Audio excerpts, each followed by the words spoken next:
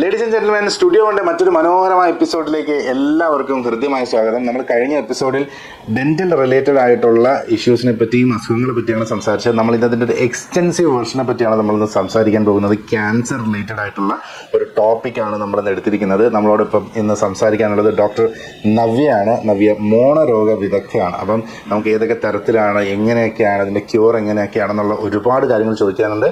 അപ്പം സ്റ്റുഡിയോ കൊണ്ട് മനോഹരമായ എപ്പിസോഡിലേക്ക് എല്ലാവർക്കും ഒരിക്കൽ കൂടി സ്വാഗതം.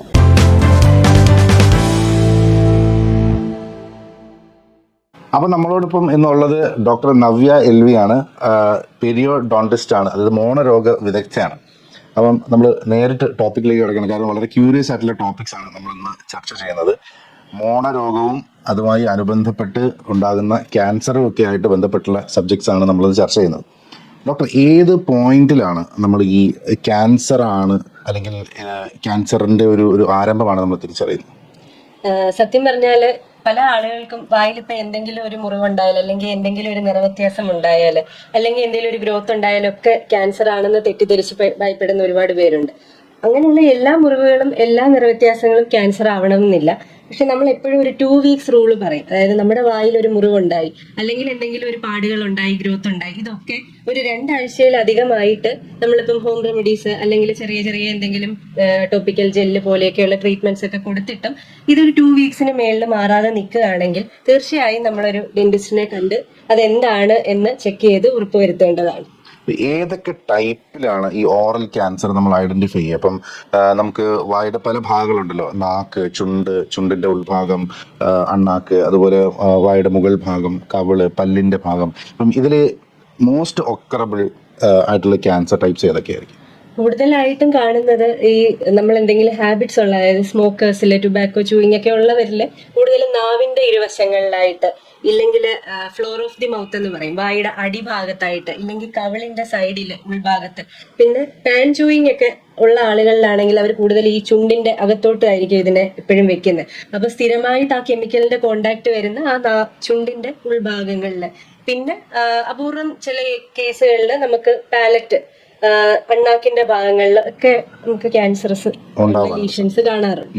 അതിന് പുറമെ, അതായത് ഇപ്പം സബ്സ്റ്റൻസ് ഉപയോഗിക്കുന്ന ആൾക്കാരായിരുന്നാലും, ഇപ്പൊ ടൊബാക്കോ ച്യൂവ് ചെയ്യുന്ന ആൾക്കാരായിരുന്നാലും, അതിനപ്പുറം ഈ സാധാരണ ഇതൊന്നും ഇല്ല, വളരെ വെജ് ഫുഡ് മാത്രം സെലക്ട് ചെയ്ത് വളരെ സെലക്റ്റീവായിട്ട് വളരെ കെയർഫുൾ ആയിട്ട് പോകുന്ന പല ആൾക്കാരിലും ഇതിപ്പോഴും കണ്ടുവരുന്നുണ്ട്. അത് എന്തുകൊണ്ടായിരിക്കാം? അതിനും ചില റീസൺസ് ഉണ്ട്. അതായത് സ്ഥിരമായിട്ട് വായിലൊരു മുറിവ് ഉണ്ടാകുകയാണ്, അതായത് ഒരു ഷാർപ്പ് ടൂത്ത് ഉണ്ട്, അത് സ്ഥിരമായിട്ട് നമ്മുടെ വായിൽ മുറിവുണ്ടാക്കുന്നു. പിന്നെ ചില ആളുകൾ നമുക്കറിയാം, ഇപ്പൊ ഒരുപാട് പേര് ഡെഞ്ചേഴ്സ് ഊരിയെടുക്കുന്ന സെറ്റുകൾ ഉപയോഗിക്കുന്നവരുണ്ട്. അത് ഇൽ ഫിറ്റിങ്, അതായത് ഏതെങ്കിലും ഏരിയയിൽ കൂടുതൽ പ്രഷർ അപ്ലൈ ചെയ്യുന്നുണ്ട്, അതും ഇതേപോലെ സ്ഥിരമായിട്ടുള്ള ഒരു ട്രോമ ഉണ്ടാക്കുന്ന ഒരു റീസൺ ആണ്. ഇതൊക്കെ നമുക്ക് ഒരുപാട് കാലം നിൽക്കുകയാണ്, നമ്മളിതിനെ പരിഹരിക്കാതെ പോവുകയാണെങ്കിൽ ഇതൊക്കെ ഭാവിയിൽ ക്യാൻസറിനുള്ള റിസ്ക് ഫാക്ടേഴ്സ് ആണ്. പിന്നെ ചില അപൂർവ കേസുകളിൽ ചില വൈറസുകൾ, ഹ്യൂമൻ പാപ്പിലോമ വൈറസ്, അതും ക്യാൻസറസ് ലീഷൻസിന് കാരണമാകാറുണ്ട്. പിന്നെ നമ്മുടെ പോഷകാഹാരക്കുറവ്, ചില vitamin deficiencies, vitamin A, B പോലെയുള്ള വൈറ്റമിൻ്റെ ഡെഫിഷ്യൻസി, അയൺ ഡെഫിഷ്യൻസി, ഇതൊക്കെ ഒരു റീസണാണ്. അതായത് നമ്മുടെ ഈ ഓറൽ ഹൈജീനും ഈ പറയുന്ന പോലെ സബ്സ്റ്റൻസ് യൂസ് ചെയ്യുന്നതും ഇതുമായി കണക്ട് ചെയ്തിട്ട് ക്യാൻസറിന് സാധ്യത. അതായത് ഇപ്പം ചിലർ ഈ ഓറൽ ഹൈജീൻ കുറച്ച് വീക്കായിരിക്കും, പക്ഷെ അവർക്ക് മറ്റു ദുശീലങ്ങളൊന്നും ഉണ്ടാവില്ല. അങ്ങനെയുള്ളവർക്ക് ഇതിന്റെ ഒരു ചാൻസസ് ഓഫ് ഒക്കറൻസ്. ഓറൽ ഹൈജീനും വളരെ ഇമ്പോർട്ടന്റ് ആണ്. നമ്മൾ നല്ല ഹൈജീൻ മെയിൻറ്റെയിൻ ചെയ്തില്ലെങ്കിലും നമുക്ക് ഈ പറയുന്ന പോലെ ചില ഓർഗാനിസം, കാൻഡിഡൽ ഓർഗാനിസത്തിന്റെ ഒക്കെ ഗ്രോത്ത് കൂടുതലായിട്ടുണ്ടാവും. ഓറൽ ഹൈജീൻ മെയിൻ്റനൻസും വളരെ ഇമ്പോർട്ടൻ്റ് ആണ്. പിന്നെ പൂർ ഓറൽ ഹൈജീൻ്റെ കൂടെ ഈ പറയുന്ന ഹാബിറ്റ്സും കൂടെ വന്നു കഴിഞ്ഞാൽ അതൊരു ആഡഡ് ആയിട്ടുള്ള റിസ്ക് ഫാക്ടർ ആണ് എപ്പോഴും. പിന്നെ ഹാബിറ്റ്സ് ഇല്ലാത്ത ആളുകൾക്കാണ് പൂർ ഓറൽ ഹൈജീൻ ഉണ്ടെങ്കിൽ നമ്മൾ അതിന്റെ ഒരു മെയിൻ്റനൻസ് നമ്മൾ എവറി 6 months ഒരു ക്ലീനിങ് ഒക്കെ ചെയ്യുന്നത് നല്ലതായിരിക്കും. അപ്പം ഒരു ഡെന്റിസ്റ്റിനെ കാണുകയാണെങ്കിൽ ഏതൊക്കെ ഏരിയാസിലാണ് അവർ കോൺസെൻട്രേറ്റ് ചെയ്ത് നീറ്റ് ആക്കേണ്ടത് എന്നൊക്കെയുള്ള കാര്യങ്ങൾ നമുക്ക് അഡ്വൈസ് കൊടുക്കാൻ പറ്റും. ഇപ്പം നമ്മുടെ ശരീരത്തിന്റെ പല ഭാഗങ്ങളിൽ പല തരത്തിലുള്ള ക്യാൻസർ, നമുക്ക് ലുക്കീമിയ പോലെ അല്ലെങ്കിൽ ലിവർ, മറ്റു ശരീരത്തിന്റെ പല ഭാഗങ്ങളിൽ ക്യാൻസേഴ്സ് വരാറുണ്ട്.